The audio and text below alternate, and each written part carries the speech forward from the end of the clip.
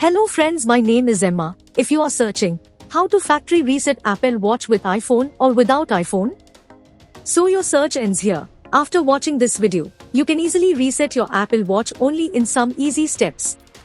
All steps you can see on your screen. Let's get started. Method 1. Reset Apple Watch with iPhone. The ideal way to factory reset Apple Watch is by unpairing it from iPhone. This will create a backup, erase your watch, and remove activation lock and the connection to your iPhone. Note, if you use a transit card in the wallet app on your Apple Watch, remove it. Step 1. Unpair your Apple Watch from the iPhone. Open the watch app on the paired iPhone. In the My Watch section, tap All Watches from the top left. Tap the Info button, I, next to the watch details. Tap Unpair Apple Watch and then Unpair names Apple Watch to confirm. Please note, on the cellular model of the Apple Watch, if you plan to pair the watch and iPhone again, you should keep the cellular plan. Else, remove it.